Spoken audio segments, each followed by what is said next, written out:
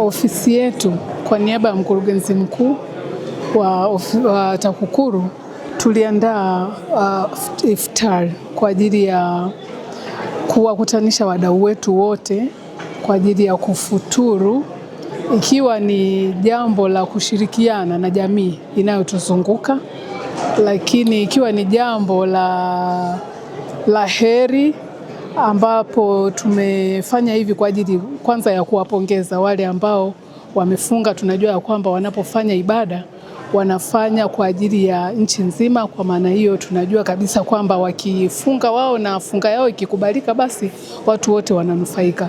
Lakini kubwa zaidi ilikuwa ni kushirikiana na jamii nzima inayotuzunguka, maana wamezoea kuona TAKUKURU tu tukifanya uchunguzi, tukifanya kufuatilia miradi ya maendeleo, lakini tunataka kuambia sisi pia ni jamii, tunaweza tukafanya mambo kama haya.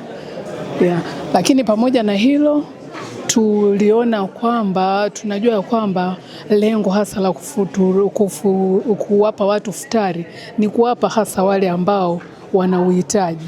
Ndio maana tuliwaita watoto, tukawaita wamama wajane na wazee pamoja na walemavu ili tuweze kufuturu nao, lakini tulichanga chochote kitu tulichokuwa nacho ili kuweza kuwapa na wenyewe wawe yani wakafurahie, hasa kwa sababu sasa hivi wanaenda kwenye kusherehekea sikukuu ya Idi, basi wasiwe wanyonge siku ya sikukuu. Ndugu zetu wa TAKUKURU wamefanya jambo kubwa ambalo hata Uislamu unapendelea sana. Jambo la kufuturisha ni jambo kubwa sana katika Uislamu, sana tena sana.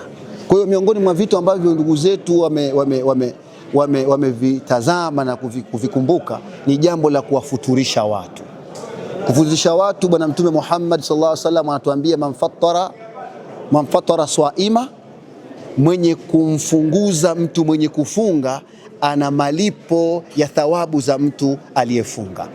Kwa hiyo ndugu zetu wa TAKUKURU, jambo ambalo wamelifanya ni jambo ambalo lina maana kubwa katika Uislamu, lakini pia wamewasaidia watu.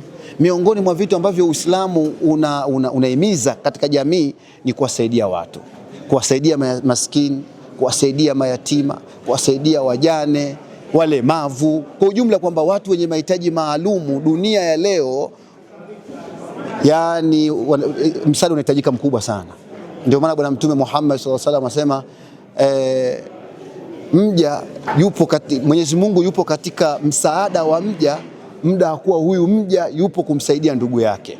Wenzetu wa TAKUKURU wameamua kuwasaidia mayatima na mafukara, lakini pia kuwasaidia watu waliofunga kwa kuwafuturisha.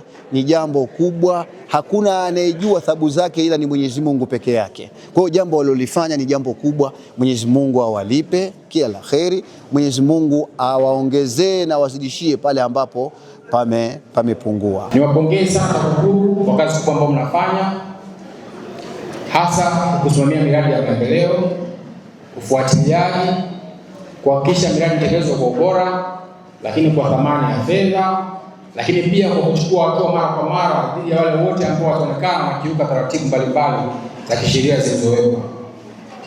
Hivyo Mheshimiwa Mkuu wetu wa Mkoa anawashukuru sana kwa kazi kubwa mnafanya na anawapongeza sana, na anapenda kuwatia moyo kwamba yeye yuko nyuma yenu.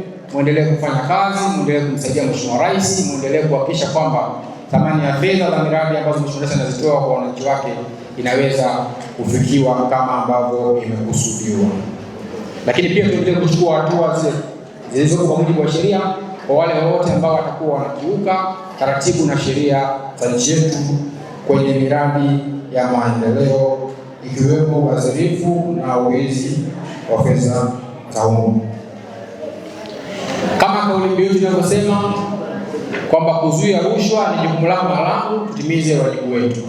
Sisi kama wananchi wa mkoa wa Songwe tuna kila sababu ya kushirikiana na wenzetu wa TAKUKURU ili kuhakikisha kwamba rushwa inazuiwa, lakini kwa kutoa taarifa kwa mamlaka husika ili hatua ziweze kuchukuliwa. Swala la rushwa ni swala la watu wote, taasisi pekee yake hawezi kutimiza jukumu hili. Sisi kama wananchi tuko kwenye maeneo ambayo yanatekelezwa, tutoe taarifa kushirikiana na TAKUKURU ili mwisho wa siku malengo ya fedha ambazo tunazitoa yaweze kutimia.